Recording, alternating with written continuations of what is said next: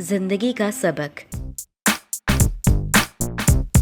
एक मर्तबा की बात है, जबकि मैं बहुत छोटा था। मेरे चाचा और चाची बस के जरिए औरंगाबाद आ रहे थे। इसी दिन कंटर घाट पर एक बस खाई में गिर गई थी और एक बहुत बड़ा हादसा हुआ था। कई लोगों की जानें चली गई थी और कई लोग बहुत ज्यादा जख्मी हो गए थे। चाचा और चाची से हमारा राब्ता नहीं हो पा रहा था। बार बार उनको मोबाइल करने पर वो स्विच ऑफ ही बता रहा था। मेरे अब्बू, अम्मी और पूरे घर वाले बहुत परेशान हो गए थे। इसी परेशानी में पूरी रात गुजर गई। हम सुबह के अखबार का बड़ी बेचैनी से इंतजार करने लगे ताकि हादसे की सही खबर से वाकिफ हो सके। सुबह जैसे ही अखबार आया, मेरे अब्बू ने मरने वालों के नामों की फहरिस्त को बगौर पढ़ना शुरू किया। अचानक मेरे मुंह से ये निकला, काश इनका नाम भी फहरिस्त में हो। ये सुनकर घर के सभी लोग हैरान रह गए और मुझे देखने लगे। थोड़ी देर बाद मुझे अपनी गलती का एहसास हुआ। दरअसल मैं ये कहना चाहता था कि काश उनका नाम इस फहरिस्त में ना हो।